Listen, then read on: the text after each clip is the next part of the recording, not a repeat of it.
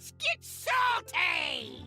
Everyone, Zeddy here again with another Across the Timeways card review, and we have the Rogue Fabled Legendary revealed, and I got a question to ask all of you. You want to play some hide and seek?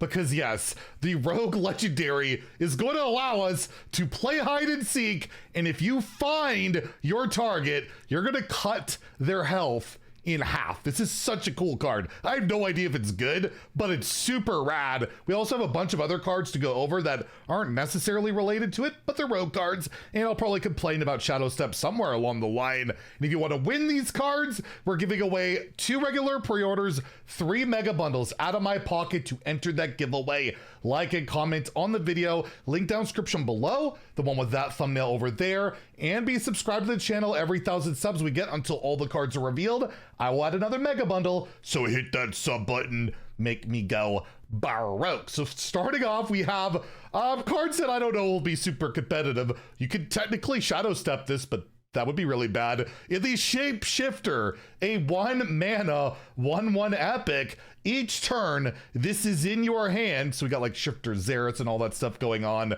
Transform into a random minion in your opponent's hand. So you could technically copy like a quest reward or some big thing, and you don't get a discount on it. It's going to cost the exact same if it's got buffs or anything like that. It should retain that. It should copy it exactly, but these type of cards almost never ever see play. It's a Burgle style card in a way, right? You get another class's card. You might be able to, manipulate that and do some stuff with tests, but I cannot imagine in any world, whether it's standard, whether it's wild, that this will be a competitive card. I just don't see it. It's not reliable. It's not consistent. I don't know if it's another one of these cards that you top deck and it's a 1/1. I have no idea if it's like that. Regardless, it's just not going to see play in my opinion. Like Mirix doesn't really see play right now, and I feel like that has at least some mana cheat implications and all that. I will give this a 1 out of 5 in standard, a 1 out of 5 in wild. I appreciate the Burgle and silly rogue cards and all that, but yeah, I imagine the tryhards will not be super happy with that rogue card. Next, we have a pretty cool one, and by the way, is that Crip there, the Royal Informant? I thought maybe he's come to inform from the bazaar about some things. A 3 mana 2/4 minion, so not 2 mana because we never do that because 0 mana with Shadow Step. I will always say that for every Battle Cry and combo minion that's over 2 mana. I feel like it's always the reason. Regardless, Battle Cry, you look at the rightmost card in your opponent's hand. You either get a copy of it or increase its cost by 2. What a toxic little card. So you get some info, I guess, on their card, right? You get to see it, and if you like it, why not have it, right? You get a copy, you don't steal it. That would be Theotard, disgusting and one-sided. You get a copy of it, or maybe it's a combo piece that you want to make a bit more expensive. You could make possibly a 10 mana card cost 12, and they can't get to 12 and literally can never play the card. So kind of a bit of disruption, and as long as they have a card in their hand, it's always going to be active. And yeah, you could Shadow Step this and play it for 1 and make that card cost even more. So there are some like implications with bounce effects, but probably not super worth it. I could see this being like a fringe card in like, again, a Burgle style deck. You want to get some value out of your opponent's hand, but as a competitive ladder card, I feel like there's already better disruption in the game. The information I don't think is super valuable, and the stats on the card are obviously nothing to write home about. So I'll give it a 2 out of 5 in standard. Probably doesn't make any competitive cards or cut in the cards or whatever. In wild, I'll give it a 2 there, where disruption is definitely valuable, but I don't think you're really going to go out of your way to play the Criparian Informant. I don't know. I see Crip. I see a mustache and stuff. I'm going to say it's Crip. I miss modding for Crip during the arena days. Those were the days, all right? Speaking of that, I got some Deja Vu with a 1 mana rare spell. Discover a copy of a card in your opponent's hand. So again, you just get a copy. It costs 1 less. So effectively, it's like 0 mana, right? You kind of net out. you could prep this for 0 and then you get that card and it's got -1 mana. So you can get a little bit of value, and depending on like the meta and maybe you want to steal some cards, get another Fire Rack in your Fire Rack Rogue in the mirror, like you could just get some more fuel. It could be an all right card. It's relatively cheap. You get a bit of mana cheat with it. It's fine. I don't know if this slots into any deck right now, but kind of reminiscent of like a Nightmare Fuel, right? Where you get the Dark Gift. I feel like a Dark Gift's probably worth more than -1 mana, but maybe you copy something you really know your opponent's holding that you want to get. It's also information in their hand, right? You're going to see likely 3 cards to pick from, so you know what they're holding. So that's typically not worth much, but it's something to consider. I feel like this could be a fringe card that slots in and out of a deck depending on the meta. So I'll give it a 2 out of 5, but it could be like a 3. Again, it really depends on the meta and what you're playing, but it's not atrocious. And again, it's got burgle value where again, you could get a card for your tests and all of that. So in Standard and Wild, again, I'll give it a 2. I feel like it has a shot to slot in once in a while. Might get cut, might go back in. I don't think it's going to define your deck, but it might be that one extra card you throw in depending on how things are going.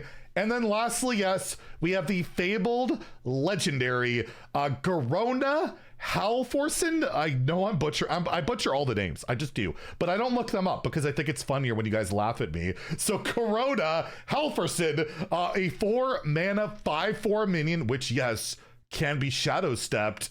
Fabled Battle Cry. If your opponent is holding King Lane, I'm sure butchering that too, but whatever, I'm gonna go with it. Destroy him and cut their health in half. So depending on whatever their health total is, you'll cut it in half. And I'm assuming it's like when you reduce health that it's not something that can heal up. I believe it's just cut in half, right? You can probably gain health on top of it or gain armor on top of it, but I believe it should just be strictly cut in half. But what the heck is King Lane? What are Fabled cards? Again, if you're not aware of what a Fabled Legendary is, it's 3 cards that will be added to your deck. You only need Garona to access all the cards. You'll put it into your deck. It fills 3 of 30 in your deck.